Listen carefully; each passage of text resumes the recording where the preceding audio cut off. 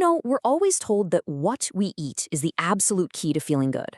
But what if the real secret isn't on your plate at all, but on the clock? Today, we're going to explore a really powerful idea that could completely change how you think about healthy eating, why when you eat might just matter more than anything else. So, does this sound at all familiar? You are doing everything right. I mean, you're planning your meals, you're buying organic, you're avoiding all the processed stuff. You are eating quote unquote perfectly. And yet, instead of feeling amazing and energized, you just feel kind of awful. Maybe you feel super heavy and sluggish right after eating, even if it was just a light salad. Or how about that mid-afternoon slump? Does it feel less like a little dip and more like you've hit a brick wall? That mental fog rolls in and your focus and energy are just all over the place. If you're sitting there nodding along, trust me, you are not alone in this. So, if it's not the food, then what in the world is it?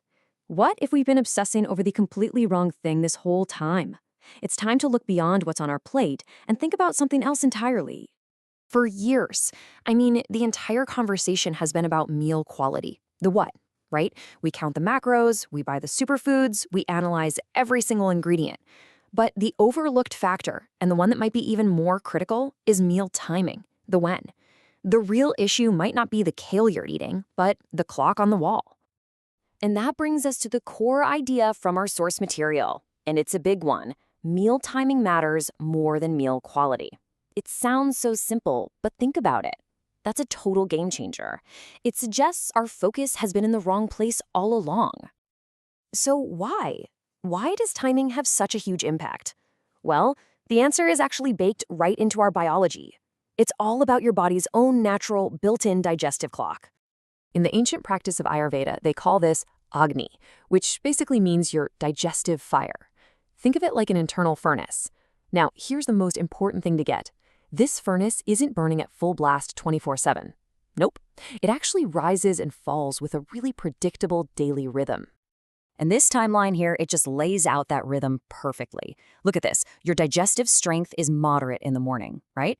Then it hits its absolute peak right in the middle of the day, when the sun is highest in the sky, and then it dwindles down to its weakest point at night.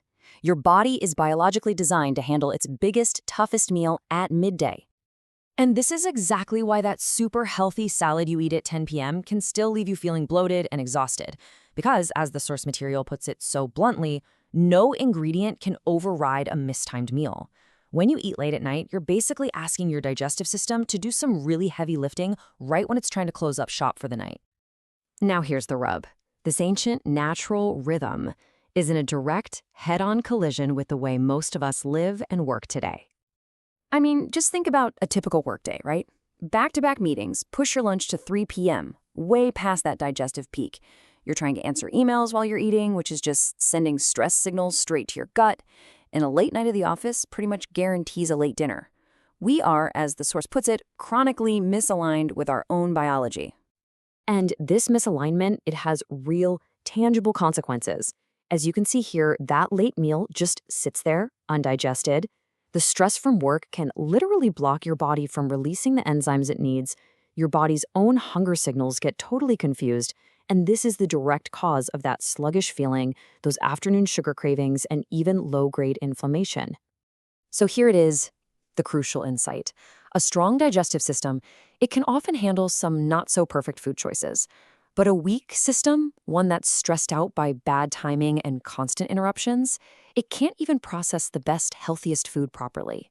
In that state, the quality of the food becomes almost beside the point.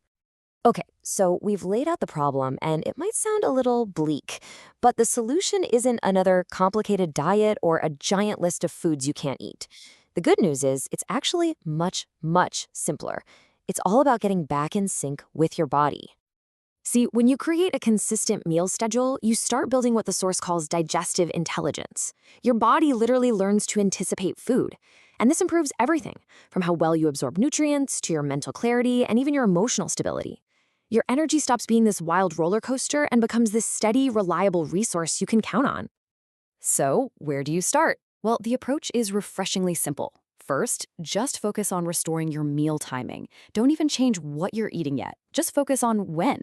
Try to eat your meals at roughly the same time each day. That alone lets your body start building that intelligence. And then just watch. You'll probably notice your energy starts to stabilize and those nagging cravings just begin to fade away, all on their own.